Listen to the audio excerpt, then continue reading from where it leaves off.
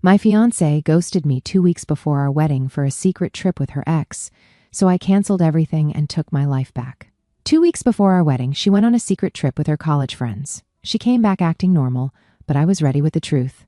Hey guys, this is something I never thought I'd post here, but life has been hitting me like a truck lately, and I just need to get it all out. My name is Jackson. I'm 27, male, and up until 2 weeks ago, I thought I had everything sorted. I was supposed to be getting married to my fiancée, Rachel, 26, female, someone I'd been with for 7 years. 7 years, man. That's almost a quarter of my life. My life was supposed to be simple. Marry the love of my life, build a future together, and live happily ever after. You know, the whole fairy tale thing. Let me give you some context. Rachel and I met in college. She was a freshman and I was a sophomore. I'll never forget the first time I saw her. She was sitting on the campus lawn with her friends, laughing at something, and she just had this glow about her. I know it sounds cheesy, but it's true. She was the kind of person who could walk into a room and instantly brighten it up.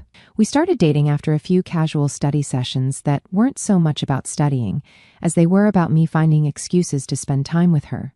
Over the years, we went through all the highs and lows, final exams, job hunts, that weird phase where I thought growing a beard would make me look rugged. It didn't. She was my rock, the one person I could count on no matter what. Fast forward to this year, and I finally decided to propose.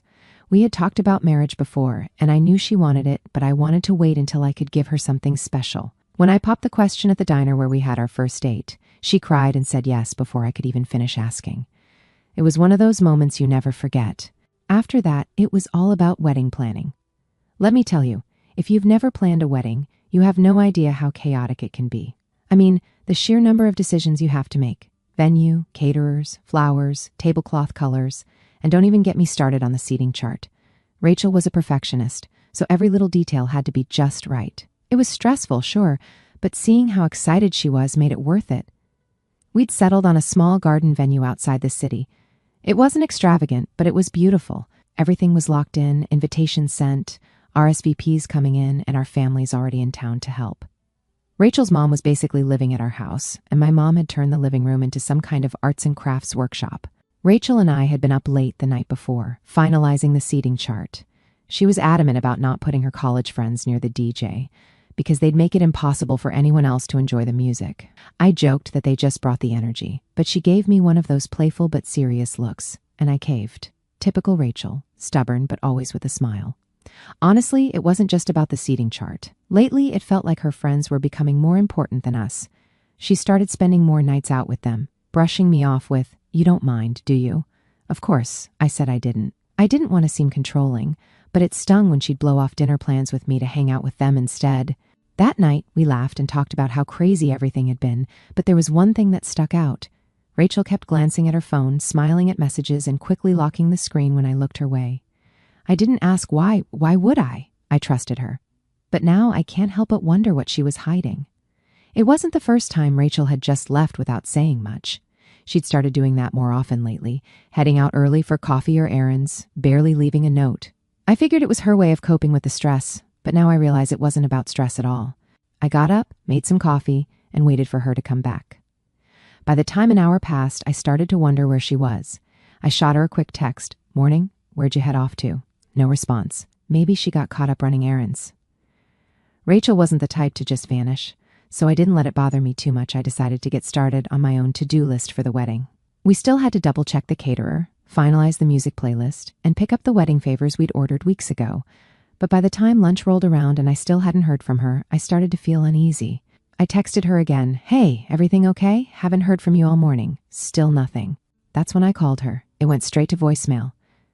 Now, that was weird. Rachel always had her phone on her, especially when things were this busy. My first thought was that maybe she'd forgotten to charge it, but even then, she'd usually text me from someone else's phone, or leave a note if she'd be gone for a while. I called her mom next, thinking maybe she was with her. Her mom sounded surprised when I asked. "No, she didn't say anything to me. Isn't she with you?" That didn't help my anxiety. Her dad didn't know where she was either, nor did her sister, who was staying at her parents' house to help with the wedding. At this point, I was pacing the living room, trying to convince myself that everything was fine. Maybe she just needed some space. I mean, weddings are stressful. But even then, Rachel would have told me. When dinner time came and she was still nowhere to be found, I was a wreck. My mind was jumping to the worst conclusions, and I couldn't shake the feeling that something was seriously wrong. That's when I realized that her car also wasn't in the driveway. She'd vanished completely. I stood there, staring out the window like an idiot, trying to piece together what this meant. My first thought was that maybe she'd taken off somewhere unexpected, maybe to clear her head or deal with some wedding jitters. But the more I thought about it, the less sense it made. Rachel wasn't the type to ghost anyone, especially not 2 weeks before our wedding. I went back upstairs and started looking around, hoping to find some kind of clue. Her clothes were still in the closet, her shoes lined up neatly by the door, her suitcase still in the corner, untouched. If she had left, she hadn't packed for it. Her purse was gone, though, along with her phone charger, which I hadn't noticed before. I sat down on the edge of the bed, my heart racing. I tried calling her again, voicemail. At this point, I was starting to feel a mix of worry and frustration. Where could she possibly be? I grabbed my phone and started scrolling through our recent texts, trying to find any hints that she might have dropped. Nothing. Our last conversation had been about seating arrangements, and there was no sign of her feeling off or upset. It was just normal. That's when I decided to start calling her friends. First up was Brittany, her closest college friend, straight to voicemail. Then I tried Ashley, another one of her friends. No luck. One by one, I called every single one of her close friends, but none of them answered. It was like they'd all vanished along with her. At this point, I was on edge. I couldn't shake the feeling that something wasn't right, and I wasn't just imagining it. I called her mom again to let her know the update.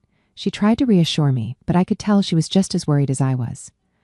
"Maybe she'll show up soon," she said, her voice shaky. I hung up and tried to distract myself, but it wasn't working. I ended up pacing around the house, phone in hand, checking it every 2 minutes like it was a lifeline. I kept thinking, what if something happened to her? My brain went to dark places, a car accident, abduction. I even started Googling news reports for any sign of an incident in our area, but there was nothing. By 9 p.m., I was sitting on the couch, completely drained. I'd gone through every possible scenario in my head, and none of them added up. My thumb hovered over the number for the police station. Reporting her missing felt drastic, but what else was I supposed to do? That's when my phone buzzed. It was Eric, my best friend. He sent me a text that made my stomach drop. "Dude, what is Rachel doing in Mexico?" "Mexico? What?" I quickly typed back. "What are you talking about?" He didn't answer right away, which only made me more anxious. Finally, after what felt like an eternity, another text came through. "Check Instagram. Brittany's story." My hands were shaking as I opened the app. I hadn't been on social media all day, too caught up in my own spiral of worry. I searched for Brittany's profile, and sure enough, her latest story was tagged in Mexico. I clicked on it. There they were, Rachel and her college friends, lounging by the pool at some fancy resort, drinks in hand, laughing like they didn't have a care in the world. My fiancée, the woman I thought I'd be marrying in 2 weeks, was on a beach vacation in another country. I stared at the screen, feeling like the wind had been knocked out of me. She looked happy, carefree even, while I'd been at home losing my mind, thinking something terrible had happened to her. I went through Brittany's story frame by frame, trying to piece things together. The first clip was a wide shot of the group by the pool, Rachel in the middle, wearing that floral swimsuit she'd bought just a few months ago. The next one showed them clinking glasses, the caption reading, "Reunion vibes." Then came a shot of the resort itself, tagged in big, bold letters, Cancun, Mexico. I didn't know what to feel. Anger, confusion, betrayal. I was stuck somewhere in between, staring at my phone like it had personally insulted me. I texted Eric again, "WTF is this?" He replied almost instantly, "I don't know, man. Thought you already knew." My mind was racing. Rachel never mentioned anything about a reunion. We'd been together every day leading up to this. There was no way she would have planned something like this without me noticing, or so I thought. I sent Rachel a text, keeping it short and to the point. "Where are you?" No response. I sent another one, this time angrier. "I know you're in Mexico. Call me now." Still nothing. I stared at my phone, waiting for any sign of life from Rachel. My text sat there, unanswered, like a slap in the face. Each passing second made me angrier. How could she just leave without telling me? No note, no text, nothing. The sheer lack of basic decency was infuriating. We were 2 weeks away from the wedding, 2 weeks, and instead of being here with me, planning the day we'd been dreaming about for years, she was on a beach in Mexico with her friends, completely ignoring me. I didn't even know how to process it. I thought about everything I'd given to this relationship, 7 years of being her rock, her cheerleader, her everything. I'd been there for her through every bad grade, every tough job hunt, every family drama. When she wanted to switch careers, I picked up extra shifts to help cover the bills. When she needed space to focus on herself, I gave it to her without question. I wasn't perfect, but I'd always been there. And now I was sitting alone in our house, completely in the dark, while she was off gallivanting like she didn't have a care in the world. I couldn't wrap my head around it. The sheer disrespect was mind-blowing. I picked up my phone again and sent another text, this time letting all my frustrations spill out. This is a copy of the message. Rachel, let me make this clear. I don't tolerate being ignored. You didn't just pack up and leave. You disrespected me and everything we've been building. Sneaking off to Mexico and then ignoring me? That's not something I'm ever going to accept. We're supposed to be getting married in 2 weeks, but you've already shown me what your priorities are, and it's not us. If you're not on the next flight home, consider the wedding canceled. The choice is yours. I'm serious. I stared at the screen for a moment, debating if I should send it, but the anger bubbling inside me wouldn't let me back down. I hit send, still nothing. I sat there, staring at my phone like an idiot, waiting for the reply that never came. Minutes turned into hours, and with each tick of the clock, my anger grew sharper, hotter. Who does this? Who ignores the person they're supposed to marry, especially after pulling a stunt like this? The fury started twisting into something worse. Hurt. How could she be so dismissive? How could she treat me, the guy who's done everything for her, like I didn't even matter? By the time my phone buzzed late that evening, hours after I'd reached out, she finally decided I was worth a second of her time. Rachel, at last. Too bad I wasn't in the mood to play nice anymore. I answered immediately, my voice sharp. Where the hell are you? Her response was so casual it made my investigative skin crawl. I'm in Mexico. I told you I was going on this trip. You what? I said, my voice rising. Rachel, you didn't tell me anything. You just disappeared. No text, no note, nothing. I thought something had happened to you. She sighed, like I was being dramatic. I didn't think it was a big deal. My friends planned this as a reunion, and I didn't want to disappoint them. They went all out for me, Jackson. Disappoint them? I shot back. What about disappointing me, the guy you're supposed to be marrying in 2 weeks? Do you have any idea what this looks like? It's just a trip, she said, her tone dismissive. I'll be back in a few days and we can move on. You're making this a bigger deal than it needs to be.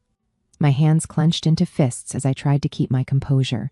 Rachel, this isn't just about the trip. It's about the fact that you ghosted me. You didn't think I should be informed where you were going or that you'd be gone for days? I didn't ghost you, she said defensively. I just didn't tell you. I knew you'd react like this, so I thought it'd be easier to just go. React like what? Like a man who deserves basic respect from his fiancée? I said, my voice cold and steady. Rachel, we're supposed to be partners, but you don't seem to understand what that means. You're acting like a single woman with no responsibilities. You don't get to make decisions like this on your own and expect me to just go along with it. She let out an exaggerated sigh. They told me last minute, Jackson. I didn't have time to explain everything, okay? I don't see why you're making this such a big deal. It's just a few days. I'll be home soon. Can we not turn this into some huge drama? I couldn't believe what I was hearing. My voice hardened. This isn't about drama, Rachel. It's about basic respect. You think last-minute excuses justify sneaking off without a word? Do you even understand what it means to be a partner? I've given everything to this relationship, sacrificed for us. And 2 weeks before the wedding, this is what you decide to do? Unacceptable. She stayed silent for a moment, and I thought maybe, just maybe, she was starting to understand how badly she'd messed up. But then she said, I needed this trip. My friends planned it, and I didn't want to hurt their feelings. I'm sorry if that upset you, but I'm not coming home early. I was floored. I said, strictly, hear me out. If you don't come back on the next flight, there's no wedding or a man to come back to. Her tone shifted, growing colder. I'll be back in a few days. Let's talk about it then. You're overreacting. Before I could respond, she hung up. I stared at my phone, disbelief washing over me. She wasn't just dismissing my feelings, she was doubling down on her selfishness. I'd poured everything I had into this relationship, and now it felt like she was throwing it all away. For the first time, I started to question if I really knew the person I was about to marry. That thought lingered as I sat in the quiet of the house we'd made a home. Rachel's voice, dismissive and cold, echoed in my head. You're overreacting. Overreacting? Was I? Part of me wanted to believe her, to tell myself that this was just stress, a temporary lapse in judgment. But the more I thought about it, the more I realized how deliberate her choices had been. This wasn't a mistake. It was a betrayal of trust. I didn't sleep that night.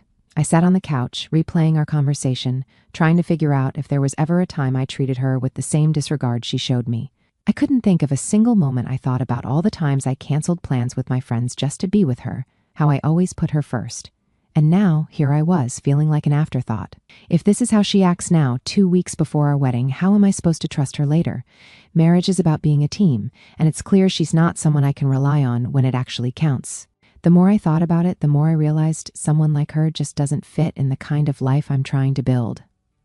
By the time the sun came up, it was obvious she wasn't coming back, and I wasn't going to sit around waiting anymore. I flipped the switch into full-on action mode. I knew exactly what I had to do. The first call I made was to the venue. My voice was calm, steady, like I'd already decided this 100 times over in my head. I need to cancel the wedding, I told the coordinator. There was a pause, then a quiet, "I'm sorry to hear that." It wasn't just the venue. One by one, I called every vendor we'd booked, the caterer, the photographer, the DJ. Each call chipped away at me a little more, but I forced myself to push through. I had to. The wedding couldn't go on, not after this. Of course, canceling wasn't cheap. I paid the penalties and cancellation fees, watching as thousands of dollars disappeared. Money wasn't even the issue, it was the finality of it all. Each payment felt like a nail in the coffin of the life I'd been building with Rachel for the past 7 years. When the calls were done, I turned my attention to the guest list. Some of them were Rachel's friends who were with her on that trip. I drafted a message to let everyone know the wedding was off. I didn't sugarcoat it, but I kept it straightforward and respectful. I won't copy and paste the exact words here, but I explained enough for people to understand that Rachel had made choices that showed me this relationship wasn't what I thought it was, and I couldn't go through with it. Once I hit send, there was no turning back. Some replies were immediate. A few people sent their support, saying I was brave for standing up for myself. Others were more cautious, asking if there was a chance to work things out. One person, Rachel's college friend Brittany, had the audacity to respond with, "Wow, you're really airing your dirty laundry like this? Immature much?" I didn't reply. I didn't have the energy. My parents, however, were less understanding when I told them what I'd done. Their reactions hit me like a freight train. "You canceled the wedding?" my mom said, her voice sharp with disbelief. "Without even waiting for her to come back and explain?" "She's in Mexico with her friends, Mom," I said, trying to stay calm. "She didn't tell me. She ghosted me, and now she's refusing to come home." "What was I supposed to do?" "Talk to her," she said firmly. "You've been together for 7 years, Jackson. You don't just throw that away because of one mistake." "She didn't make a mistake," I shot back. "She made a choice, a deliberate choice to lie to me and put herself first." My dad, who'd been silent up until this point, finally chimed in. "We're not saying what she did was right, but you're making a big decision in the heat of the moment. Maybe give it some time before you finalize anything." I couldn't believe what I was hearing. My own parents, the people who'd always supported me, were now questioning my judgment. It made me feel like I was on an island, isolated and alone. The situation only got more complicated when Rachel's parents showed up later that evening. They looked confused, hurt, and desperate for answers. "Jackson," her mom said as soon as I opened the door, "what's going on?" "Rachel hasn't told us anything. All we know is that the wedding's off." I invited them in, and we sat in the living room. I explained everything: the trip, the lies, the way she brushed me off when I confronted her. Her dad's face grew darker with every word, while her mom's eyes filled with tears. "I don't understand," her mom said. "She was so excited about the wedding. Why would she do something like this?" "I wish I had an answer for you," I said honestly, "but the truth is, I don't even know who she is anymore." Her dad shook his head, his jaw tight. "We'll talk to her. She needs to come home and fix this." "Good luck with that," I muttered, bitterness creeping into my voice. "She didn't listen to me, and she's not answering your calls either, is she?" They stuck around a little longer, but honestly, there wasn't much left to say. When they finally left, the silence was heavy, but I didn't mind it. I needed the space to think. Sure, doubt crept in for a moment. 7 years isn't easy to walk away from. But then I reminded myself, respect isn't negotiable, and I'm not about to settle for someone who doesn't get that. Still, part of me wonders, do you guys think I overreacted by canceling the wedding? Should I have waited, let her explain everything in person, or was I right to stand my ground? I know I can't ignore the signs, but sometimes it's hard not to second guess. Anyway, I'll update if anything changes. Thanks for reading, and let me know what you think. Would you have done the same? Update 1. Hi guys. Before I jump into the update, let me address some of the comments calling me overreacting or immature for calling off the wedding. Look, I get it. Maybe from the outside it seems dramatic. But let me ask you this. How many of you would be cool with your fiancé disappearing 2 weeks before the wedding, lying about where they are and ignoring your calls? This isn't just a one bad decision kind of thing. It's a respect thing. If you think I should have just shrugged and said, "No big deal, honey, enjoy your secret getaway," then Well, good luck with that in your own relationships. Me? I'm not about to spend the rest of my life wondering if I matter to the person I'm with. And this update will just prove me right. Anyway, on to the juicy part. So, the other day, Eric texted me again, "Bro, it gets worse." The message read, attached was a screenshot of another Instagram story. It wasn't on Brittany's profile, though. It was on Rachel's. But here's the thing. I couldn't see it on my account because she'd put it on her close friends list, and apparently I wasn't on it. The screenshot showed Rachel sitting at an outdoor table, holding hands with someone. The caption read, "Some things never change." My stomach sank. I zoomed in on the picture, and that's when I saw him. David, her ex. And just like that, everything clicked into place. The lies, the casual dismissal, the trip itself. None of it was about stress or relaxation. It was about him. Apparently, Rachel hadn't just gone to Mexico with her friends. She'd gone to reconnect with her past, with the guy she used to date before me, the guy she had always brushed off as just a part of my life before we met. I felt a new wave of anger flood through me. Any doubt I'd been carrying about canceling the wedding disappeared in an instant. I wasn't overreacting. I wasn't making a mistake. Rachel had made her choices, and they showed me exactly where her priorities were. Then my phone buzzed again. Rachel was calling. I didn't feel the urge to pick up. I let it ring until it stopped, and then it started again. I ignored that one too. A few minutes later, the text started coming in. The first one was short and desperate. "I wish this was a joke." I didn't reply. She wanted this to be a joke? Fine. She turned our relationship into one, so maybe it was fitting. Around that time, her friends started trashing my name to anyone who would listen. I started hearing through mutuals that I was controlling and immature for calling off the wedding. They said I overreacted, that I couldn't handle Rachel having her own life. The irony wasn't lost on me. These were the same friends who encouraged her to lie and sneak off in the first place. I ignored it, but the audacity of them trying to make me the villain just added fuel to the fire. But when the calls and texts didn't work, Rachel must have realized she wasn't going to get through to me that way. The next day, I heard her car pull up outside the house. It seemed the trip was over, and I didn't have to check to know it was her. I stayed where I was, sitting in the living room, waiting. The doorbell rang, and then there was constant knocking. "Jackson!" Rachel's voice cracked through the door. "Please, just let me in. We need to talk." I took a deep breath, walked to the door, and opened it. I didn't step aside. I stood in the doorway, blocking her path, my arms crossed, my face calm but firm. Rachel looked like a mess, her hair unkempt, her eyes red from crying. She looked up at me, tears streaming down her face. "Please, Jackson, we need to talk. You can't just do this. We're supposed to get married in 2 days." "There's no wedding," I said, my voice steady and cold. "You made sure of that." Her face crumpled as she shook her head. "No, this isn't right. We've been together for 7 years. You can't just throw that away." "Throw it away?" I let out a bitter laugh. "Rachel, you threw it away. You threw it all in the trash when you lied to me, when you left without telling me, and when you decided this trip was more important than us." She tried to interrupt, but I wasn't done. "Do you even understand what you've done? I gave you everything, Rachel. I supported you when no one else did. I stood by you when you doubted yourself. And this is how you repay me? By sneaking off to Mexico with your friends and ignoring me like I'm some inconvenience, like I'm nothing?" Her tears flowed harder. "It wasn't like that," she said weakly. "I didn't mean to hurt you." "You didn't mean to hurt me?" I repeated, my voice sharp. "You knew exactly what you were doing. You knew this would hurt me, and you did it anyway because you only cared about what you wanted." She reached out, but I stepped back, holding up a hand to stop her. "Don't," I said firmly. She stared at me, desperation written all over her face. "I love you, Jackson. Please, you have to believe me. You just what?" I cut her off sharply. Needed to relax? Needed to reconnect? Or maybe you needed to parade around with your ex and broadcast it like it was some kind of trophy moment? Her face drained of color. I didn't mean for that to happen. But it did, I said coldly, keeping my voice steady and firm. And it wasn't just me you disrespected. You embarrassed me, dragged my name through the dirt, and made me look like a fool to everyone. Do you even understand the weight of what you've done? Or is accountability just a foreign concept to you? She broke down, her sobs echoing through the doorway. "I just wanted to say goodbye to him," she whispered. "Goodbye?" I repeated. "Rachel, you're supposed to be marrying me. What the hell do you need to say goodbye to your ex for?" She looked up at me, her eyes pleading.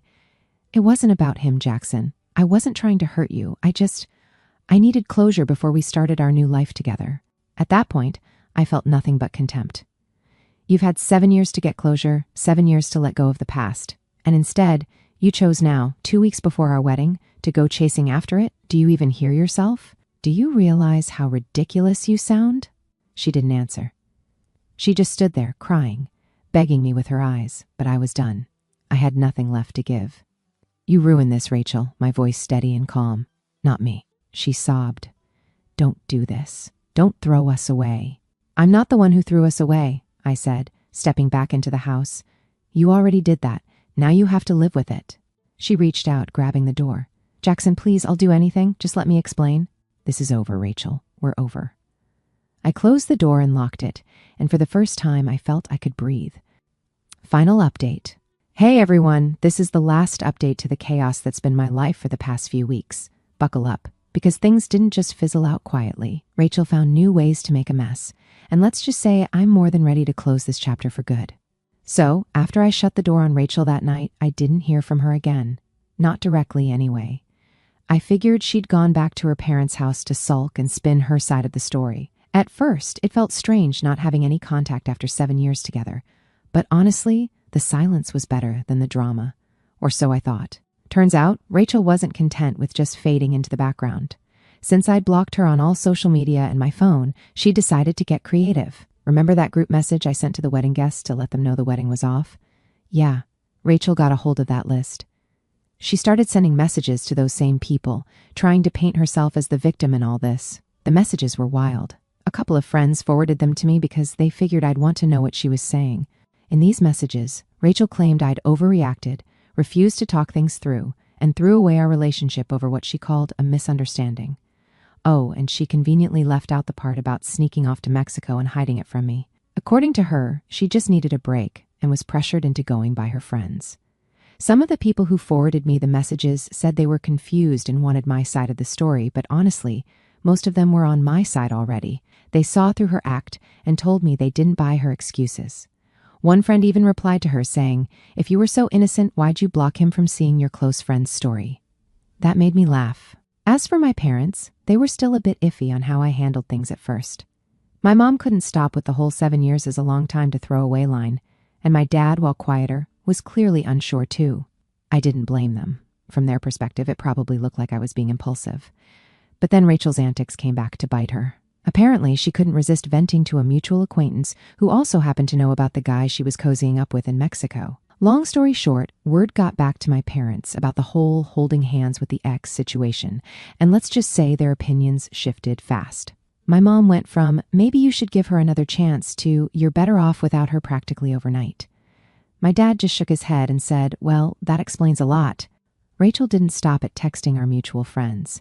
She also tried to rope in some of my friends to advocate for her.